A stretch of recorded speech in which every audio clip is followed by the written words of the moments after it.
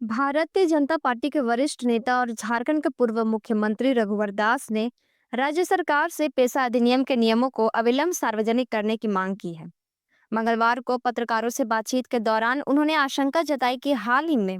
राज्य मंत्रिमंडल द्वारा स्वीकृत पेशा नियमों में अधिनियम 1996 के कई मूल प्रावधानों की अनदेखी की गई हो सकती है।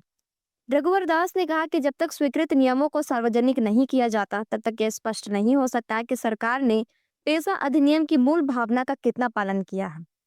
उन्होंने आरोप लगाया कि सरकार ने जानबूझकर अधिनियम की धारा 4A की अपेक्षा की है, जिसमें स्पष्ट रूप से कहा गया है कि पंचायतों से संबंधित कोई भी राज्य कानून आदिवासी समाज के पारंपरिक कानूनों, सामाजिक और धार्मिक परंपराओं तथा सामुदायिक संसाधनों के पारंपरिक प्रबंधन के अनुरूप होना चाहिए। पूर्व मुख्यमंत्री ने विशेष रूप से ग्राम सभा की संरचना और नेतृत्व को लेकर सवाल उठाए।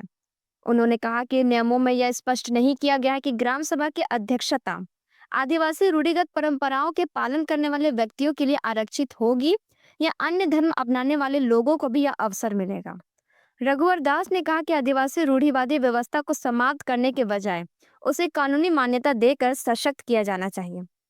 ताकि आदिवासी समाज की सांस्कृतिक पहचान, पारंपरिक न्याय प्रणाली और संसाधनों पर उनका अधिकार सुरक्षित रह सके।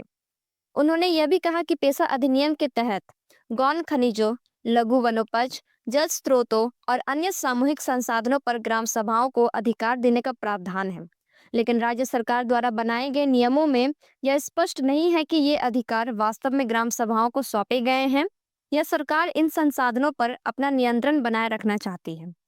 रघुवर दास ने जोर देकर कहा कि पेशा जैसे संवेदनशील कानून का क्रियान्वयन पारदर्शिता और आदिवासी समाज की सहभागिता के बिना संभव नहीं है।